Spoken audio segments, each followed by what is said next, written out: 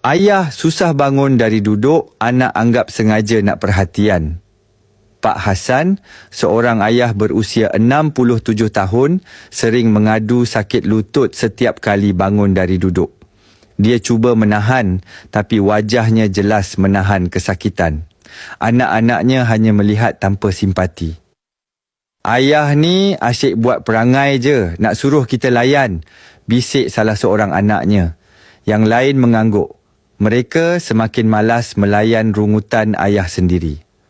Suatu petang, Pak Hassan cuba bangun dari sofa, lututnya terasa mencucuk. Dia terhuyung hayang, hampir terjatuh. Anak-anaknya yang ada hanya geleng kepala. "Kalau dah tua, jangan manjakan diri sangat, ayah."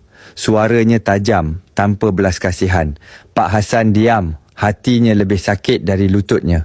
Malam itu dia termenung, merenung hidupnya yang semakin sunyi. Seorang rakan lama datang menziarah dan memperkenalkan jus Lennox. "Ini ikhtiar untuk sendi, cubalah." Dia mencuba tanpa harapan besar. Minggu berganti, dia mula rasa perubahan.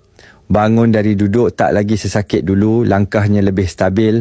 Anak-anaknya mula perasan, Pak Hassan kini mampu bangun dengan lebih lancar tanpa merengek. Mereka mula sedar selama ini mereka telah salah faham. Namun, kasih sayang yang pernah pudar sukar untuk dikembalikan. Berapa ramai ibu bapa yang dipandang remeh hanya kerana mereka sakit. Jangan tunggu mereka pergi sebelum menyesal. Jika ada mak ayah yang sering sakit lutut, berikan mereka ikhtiar. Lihat sendiri testimoni mereka yang telah mencuba.